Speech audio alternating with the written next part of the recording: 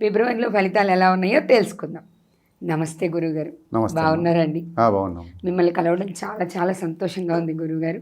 అయితే ప్రతి సంవత్సరంలా కాకుండా మనకి 2024 ఫిబ్రవరి సంవత్సరంలో 29 రోజులు ఉన్నాయి.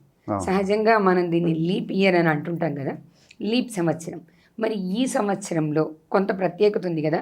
రాసుల ఫలితాలు ఎలా ఉన్నాయి? మేషరాశి నుంచి కూడా 12 రాసుల ఫలితాలు ఎలా ఉన్నాయో మా వ్యూవర్స్ కోసం కొంచెం చెప్తారా? ముందుగా మనం మేషరాశి గురించి తెలుసుకుందాం గురువుగారు. తప్పకుండా. అయితే దానికి ముందు డివైన్ ఆస్ట్రాలజీ గురించి మా వ్యూవర్స్కి కొంచెం చెప్తారా? మేము ఒక కొత్త పదాన్ని వాడాం కదా, డివైన్ ఆస్ట్రాలజీ, డివైన్ జ్యోతిష్యం అంటే ఏంటి? తప్పకుండా. శ్రీ మీడియా ప్రేక్షకులందరికీ కూడా ఆ యొక్క విశ్వంలో ఉన్న చైతన్య యొక్క శుభాశీస్సులు తెలియజేస్తూ, ఈ డివైన్ ఆస్ట్రాలజీ అనగా ఒక విశ్వంలో ఉన్న శక్తి చెప్పేటటువంటి ఆస్ట్రాలజీ. ఓకే. విశ్వంలో మనందరినీ కూడా ఒక శక్తి నడిపిస్తుంది. ఆ శక్తి మహావిస్ఫోటనం జరిగి 84 లక్షల జీవరాశుల్లా కూడా రూపాంతరం చెంది ఉద్భవించి సృష్టి అంతా కూడా సృష్టి స్థితి లయ జరుగుతూ ఉంది. ఈ చేసేటువంటి శక్తే తనను తాను ఇలాగా 84 లక్షల జీవరాశులతో మార్పు చెంది ఎక్కడైతే సృష్టి పరిణామక్రమం చెందుతుందో దానికి కనెక్ట్ అయ్యే సబ్జెక్టే డివైన్ ఆస్ట్రాలజీ. ఓకే. సో మనం మానవ రూపంలో ఉన్నాం. 84 లక్షల జీవరాశులు కూడా విశ్వశక్తితో కనెక్ట్ అవ్వచ్చు. సో ఇప్పుడు మనం విశ్వశక్తితో కనెక్ట్ అయ్యి విశ్వశక్తి ఏమి సూచనలు చేస్తుంది అనేదే ఈ డివైన్ ఆస్ట్రాలజీ. ఓకే. అంటే ఇప్పుడు మనం దానికి కనెక్ట్ అవుతాం, అక్కడ ఏవైతే చెప్తారో అవి మీరు ఇక్కడ ప్రజెంట్ చేస్తారు. శక్తి చెప్పేదే ఇక్కడ నేను చెప్పేది, కానీ ఇక్కడ నేను సొంత కవిత్వం నా కల్పితాలు ఏమీ లేవు. ఓకే.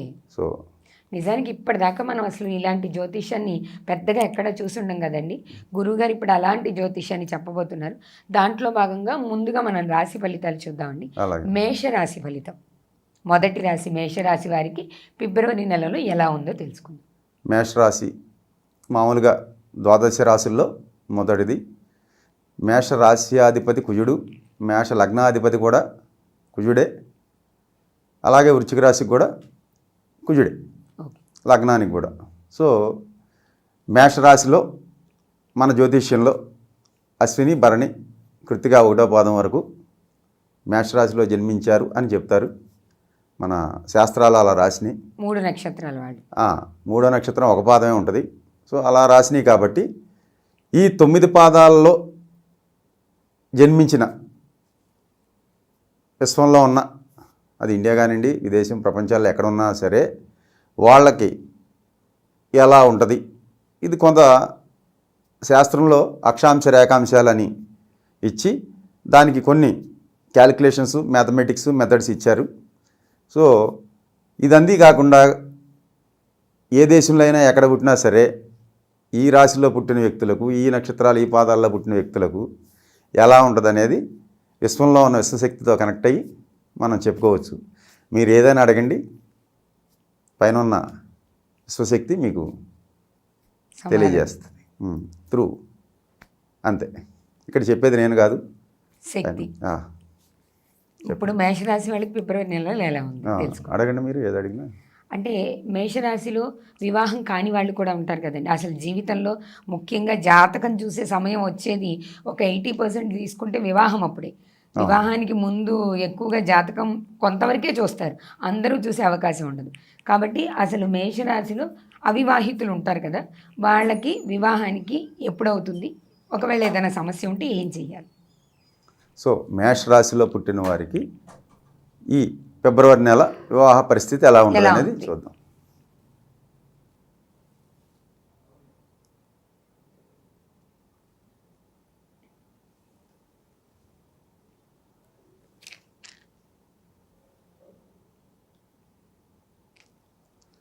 సో మేషరాశిలో పుట్టిన వ్యక్తులకు ఫిబ్రవరి నెల వివాహ విషయంలో అనుకూలత లేదు.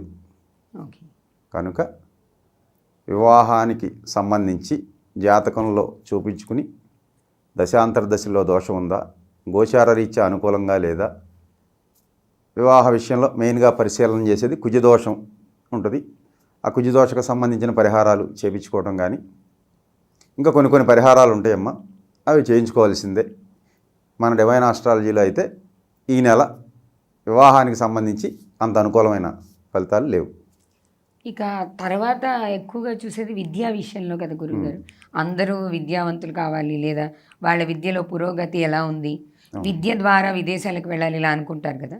ఆ విద్య అనేది మేషరాశిలో ఉన్న విద్యార్థులకు ఎలా ఉంది? మేషరాశిలో పుట్టిన విద్యార్థులు ఎలా ఉంది ఈ సంవత్సరం?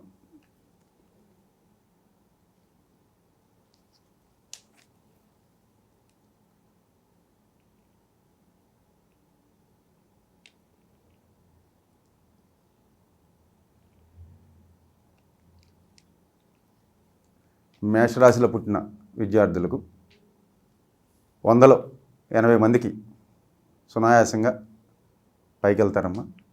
ఒక 20 మంది మాత్రం కష్టపడితేనే ఫలితం దక్కుద్ది. 80 మంది మాత్రం కష్టపడతారు, ఫలితం అనుకున్నది సాధిస్తారు. ఒక 20 మంది మాత్రం వ్యతిరేక అంశాలు ఉన్నాయి కాబట్టి వాళ్ళు కొంచెం శ్రద్ధ తీసుకోవాలి, ఎక్కువగా కష్టపడాలి. ఈ విదేశాలకు వెళ్ళడం మీద ఆసక్తి ఎక్కువగా ఉంటుంది కదా గురువు. మేషరాశిలో ఉన్న వాళ్ళకి ఈ ఫిబ్రవరి నెలలో అలాంటి అవకాశాలు ఉన్నాయా?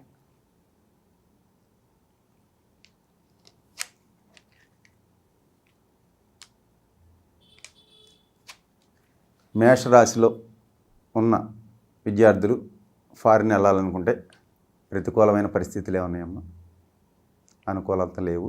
ఫిబ్రవరిలో యుద్ధం చేయాల్సిందే. యుద్ధంలో కూడా విజయం ఫలితాలు చాలా తక్కువ ఉంటాయి. నెక్స్ట్ ఇక మేషరాశిలో ఉన్న వాళ్ళకి చివరిగా ఉద్యోగాలు చేస్తున్న వాళ్ళకి ఉద్యోగ అభివృద్ధి, వ్యాపార అభివృద్ధి. అదే మేషరాశిలో జన్మించిన వ్యక్తుల యొక్క ఉద్యోగాలు కానీ వ్యాపారంలో ఎలా ఉంటుంది?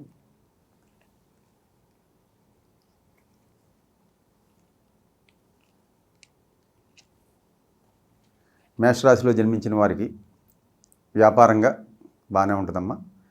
ఉద్యోగ విషయాల్లో మాత్రం కొద్దిగా పై అధికారుల నుంచి ఇబ్బందులు వచ్చే అవకాశాలు ఉంటాయి. ఒక 50-50 ఛాన్సెస్, అంటే ఒక 10 మందిలో 5గురికి మంచిగా సాఫీగా వెళ్ళద్ది. ఒక 5 మంది మాత్రం ఈ జాతకులు కొంచెం జాగ్రత్త పడాలి. పై అధికారుల నుంచి ఇబ్బందులు ఉంటాయి కాబట్టి కొంచెం తెలివిగా మసులుకుంటే దాన్ని అధిగమిస్తారు అని చెప్తుంది.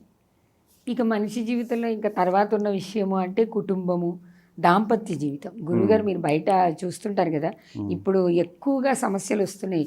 ఈ భార్యాభర్తల మధ్య సమస్యలు ఎక్కువగా ఉండడం, కుటుంబ కలహాలు, విడిపోవడం, ఇలాంటివి ఎక్కువగా చూస్తుంటాం కదా. ఈ ఫిబ్రవరి నెలలో మేషరాశి వారి దాంపత్య జీవితం కానీ కుటుంబ జీవితం కానీ ఎలా ఉంది?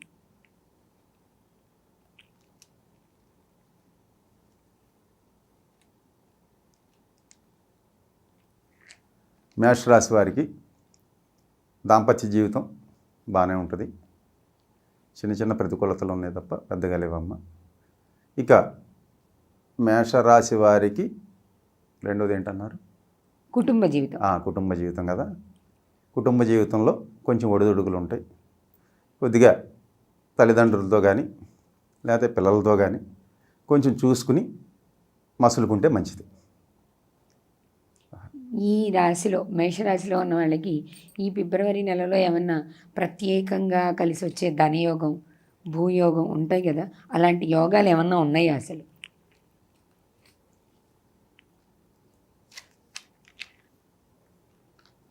మేషరాశి వారికి ప్రత్యేకంగా కలిసి వచ్చే యోగాలు ఏం లేవమ్మా. కష్టపడితేనే ఫలితం దక్కుతుంది తప్ప ఆకస్మికంగా వచ్చే ధనలాభాలు ఏమీ లేవు. ఓకే, అది ఇది ఫిబ్రవరి నెలలో మేషరాశి వారి ఫలితాలు ఇలా ఉన్నాయి. అంటే వాళ్ళ విద్యా విషయము, వివాహ విషయము, కుటుంబ విషయము కొంతమందికి అలా ఉంటుంది. దాన్ని బట్టి గురువుగారు చెప్పిన విధంగా కాస్త కష్టపడాల్సిన వాళ్ళు ఉన్నారు, అలాగే కొంచెం జాగ్రత్త పడాల్సిన వాళ్ళు ఉన్నారు. వారి వారి విధానాన్ని బట్టి ఎవరికి వాళ్ళు కొంచెం తెలుసుకొని జాగ్రత్త పడితే అంతా బాగుంటుందా గురువుగారు? అవును, అంతేనమ్మా. అయితే ఒక సందేహం గురుగారు, వ్యూవర్స్ చాలామంది అడుగుతున్న ప్రశ్న, జాతకం అనేది మొత్తం ఇప్పుడు మీరే చెప్పారు భౌగోళికానికి సంబంధించి అని. అంత భౌగోళికానికి సంబంధించిన జాతకము మనిషి విషయానికి వచ్చేసరికి ఎంత ప్రభావితం చూపిస్తుందంటారు? జాతకం కొంతవరకేనమ్మా. మానవుడి మీద ప్రభావం చూపించేది కర్మ, ప్రారబ్ధ కర్మ. అంటే గత జన్మలో ఈ జీవుడు చేసుకున్నటువంటి కర్మ ఈ జన్మలో అది ఏ అంశలో జన్మించినా, పశుపక్ష్యాదులు క్రిమికీటకాదులు లేకపోతే మానవుడు కానీ ఎలా జన్మించినా సరే గతం నుంచి తెచ్చుకున్న దాన్ని ఇక్కడ అనుభవించి తీరాలి.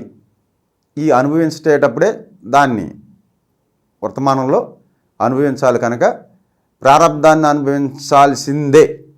కనుక ఇక్కడ మానవుడు ఇక్కడ చేసుకునేది మళ్ళీ నెక్స్ట్ బెర్త్కి ట్రాన్స్ఫర్ అవుద్ది. పాతది ఏదైతే ఉందో దాన్ని అనుసరించి ఇక్కడ మనం ఇప్పుడు ఆడాలి. అర్థమైందమ్మా? ఇది కన్ఫర్ము. ఇక్కడ మెయిన్ జ్యోతిష్యం గ్రహాలు కొంత ప్రభావం ఏర్పట్టాగి ప్రారబ్ధమే మెయిన్. ప్రారబ్ధాన్ని అనుసరించే గ్రహస్థితి ప్రకారం ఇక్కడ మానవుడు పుడతాడు, పెరుగుతాడు, ఆడతాడు. అర్థమైందమ్మా? సరే, ఇక్కడ ఇప్పుడు చేసుకునేది కొంత చేసుకుంటాడు, ఇది మళ్ళీ ట్రాన్స్ఫర్ అవుద్ది నెక్స్ట్ బెర్త్కి. మెయిన్గా ప్రారబ్ధాన్ని అనుసరించే హారోస్కోప్ అనేది వస్తుంది. హారోస్కోప్ ఏదైతే వచ్చిందో అదంతా కూడా ప్రారబ్ధమైన వచ్చిన చక్రం. దాన్ని బట్టి ఇక్కడ సినిమా కర్మ ఫలితాన్ని బట్టి సినిమా ఏర్పడుద్ది, చక్రాలు ఏర్పడుతుంది. రెండోది, ఈ సినిమాని తప్పించుకోవాలి, ఈ సినిమాని తప్పాలి.